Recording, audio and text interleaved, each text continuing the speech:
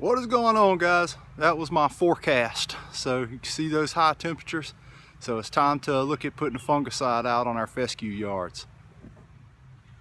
Okay, everything we've done with these fescue yards throughout from the fall through the winter till now has been to get us ready for this moment. All right, we've got the sons of mine.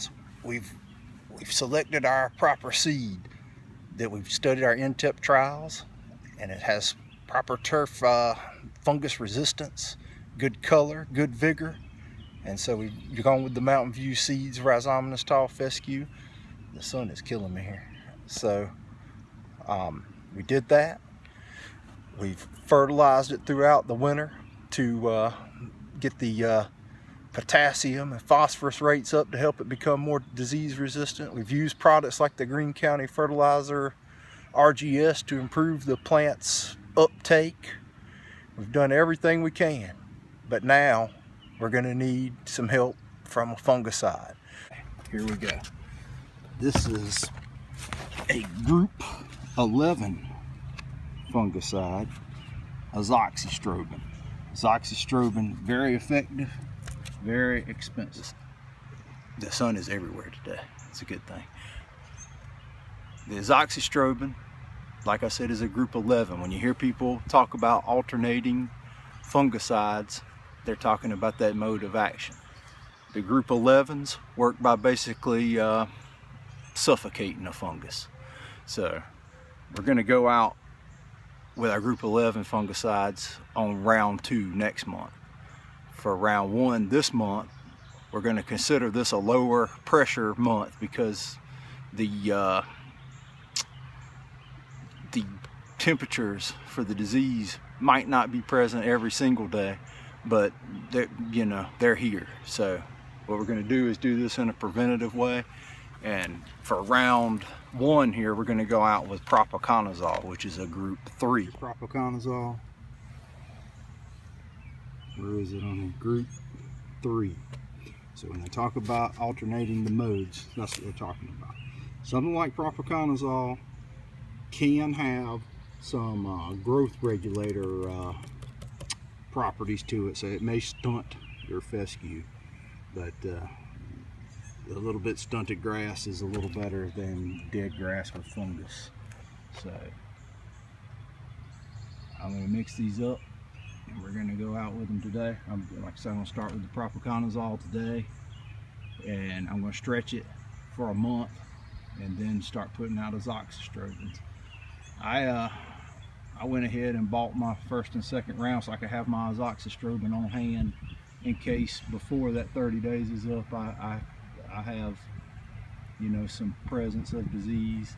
I can go ahead and zap it with the azoxystrobin. The azoxystrobin is much more effective than the propiconazole, but it costs more, but you have to use a little more propiconazole, and the intervals, if you're going to treat with just propiconazole, are much shorter, so you're really not saving a ton of money there either.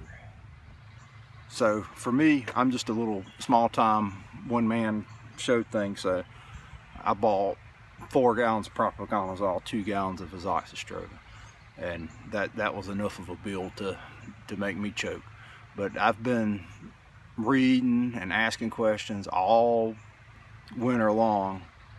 How do you save money when it comes to fungicide time? Because it's just a huge cost, and it's a huge cost to the customer for me, and I just wanted to figure out how you save money, and I think pretty much the answer is you don't. I've bought the cheapest no-name brand azoxystrobin I could find and the cheapest propiconazole I could find, so hopefully they'll be just as effective as the name brand stuff.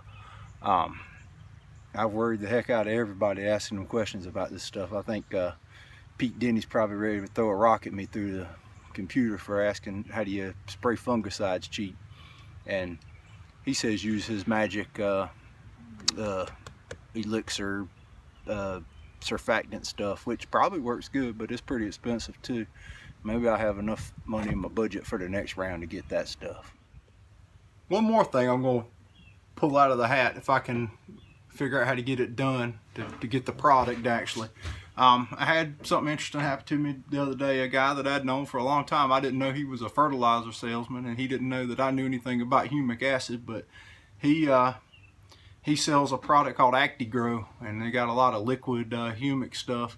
So he came by and dropped off some of the stuff, and he had some humic acid research or humic research, and I'd seen most of it, but it just really reinforces how real the effects of using humic products are, and it's not snake oil. You know, humic is a real deal. It's university research behind it.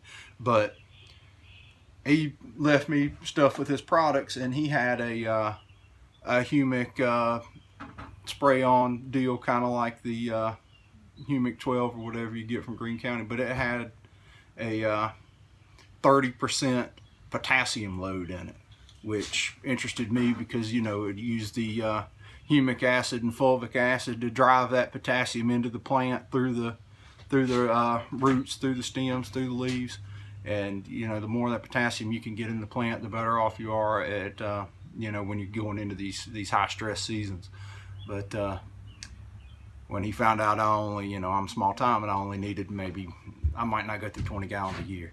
And so he actually did a lot of legwork and tried to find me some avenues that I could buy it without it tearing me up on shipping. And it's relatively affordable if I can get around the shipping cost on it. So when I get my hands on that, I'll try it out and show it to you guys. But I was real interested in that, mainly for these fescue yards, helping them out through the summer. And I like to get a lot of potassium in my centipede grass too. So I would probably shoot that centipede with a round of that stuff too. And it like I said, it's not, you know, terribly expensive. It's more than John Perry stuff. John Perry stuff's priced phenomenal. But anyway, a little bit about fungicides. We're going to alternate our groups so that we don't build up a resistance, and we're going to spray them pretty much at the top label rates, so we're getting good effectiveness. We're going to use a good surfactant to get it down into the plant. And you know, this is what you work for all year on these fescue yards. And it's really a dumb proposition to try to grow a fescue yard in this kind of climate, but they're so pretty, and I love them, and they're worth the trouble to me. But that's just a little bit about fungicides.